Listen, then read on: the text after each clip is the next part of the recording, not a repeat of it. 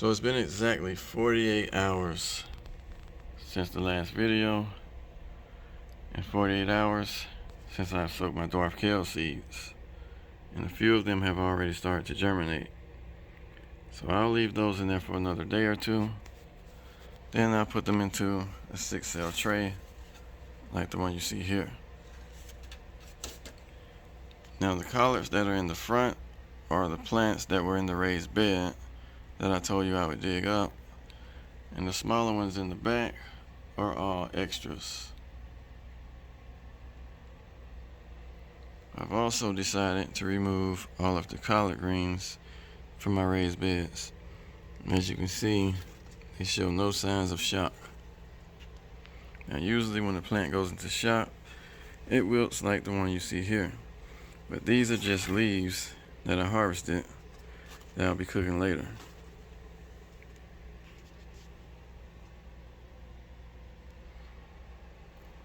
Now for this to be a cheap shop light, just look at how well the plants are responding to it.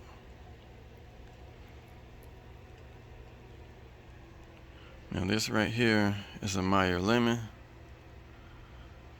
and it's responding very well to the shop light. So you don't need to go out and buy an expensive light. And whenever you bring in plants from outside, you also bring in fungus gnats. So make sure you're hanging sticky traps, or they will be flying all around your house.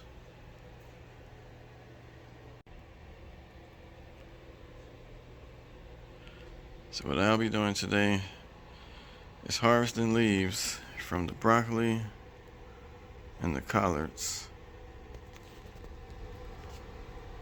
and cooking those up for dinner.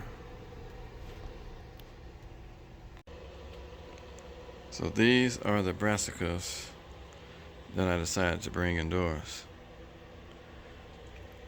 And here's more collards.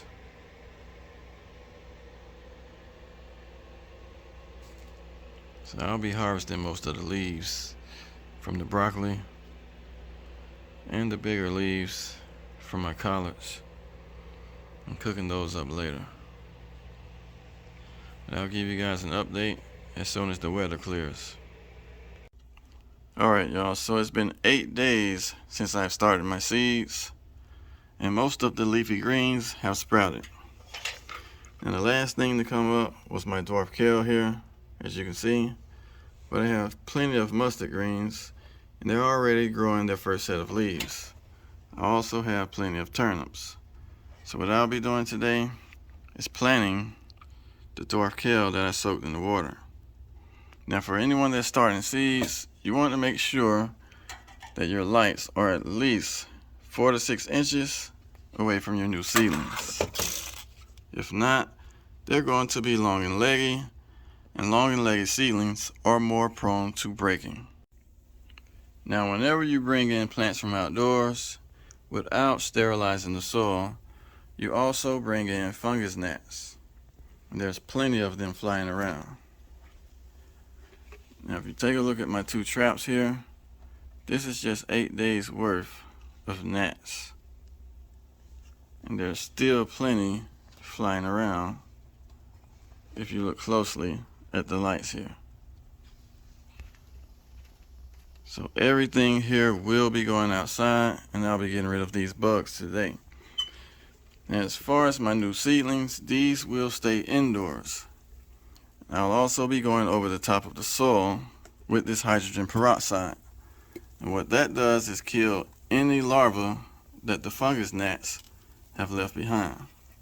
And I'm pretty sure they've been in here. So the first thing I'll be doing is removing the 20-pound grow bags. This is where most of those gnats came from. And as you can see, my dog has demolished one of my broccoli plants. I only have 2 left in that container. She's also been over here and ate one of my cabbage plants. So I'll probably be using this grow bag here for the turnips once they're ready to transplant. Now that I have all of my plants outside, I'm going to go ahead and water these in. And from there, what I'll do is let these drain for a while and take them back inside and hit them with the peroxide. Now, I won't be leaving these out for the rainwater because it is still cool out here. I have bell peppers that have been overwintered, a few cuttings from my mango trees and my lemon. This right here is an indoor potato experiment.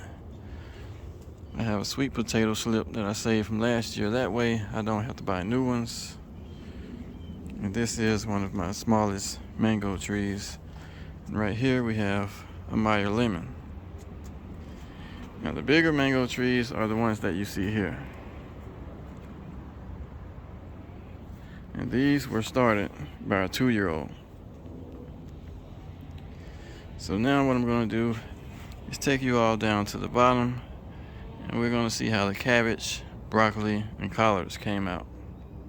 Now that I have everything outside, I can go ahead and replant these and remove my plastic. Now the only thing I did different this year was I used a thicker plastic. And surprisingly, it worked this time.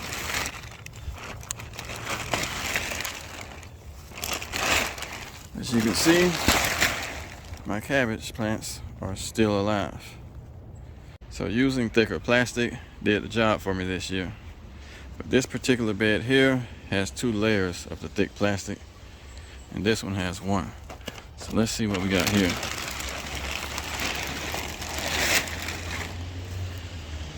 These look good also. They're still alive, nice and healthy.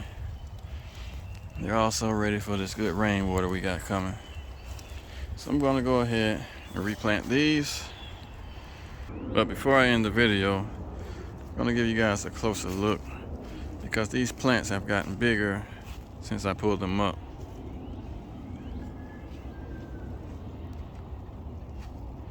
I'll also be showing you all the other side so you can see how that came out.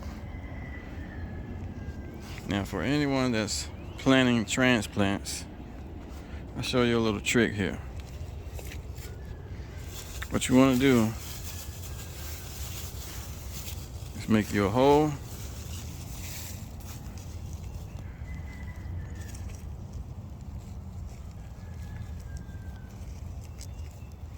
and sit the container down into the hole. Once you sit that container down into the hole, cover around that container.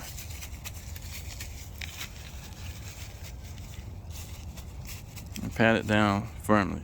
This way, once you take this out, all you have to do is drop it down into the hole. And it's just that simple. So I'll be repeating those steps for the rest of them.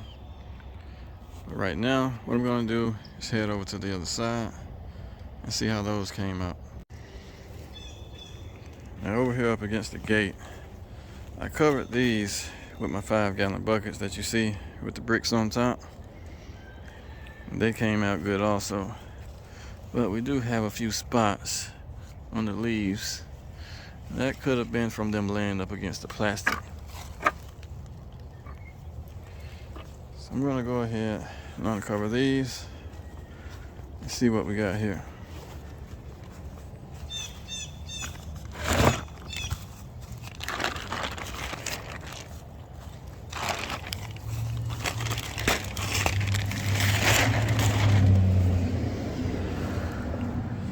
These are also still alive.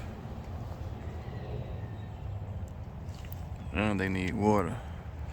As you can see, this one here is wilted. No problem. Everything will get watered in today by a hose. And tomorrow, it should be raining all day long.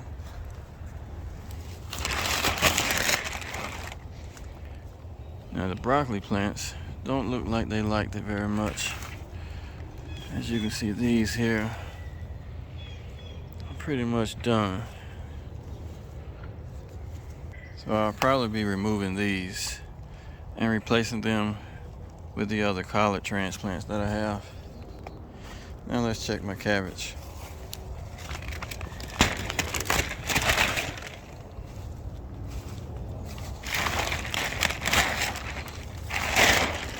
These still look good also.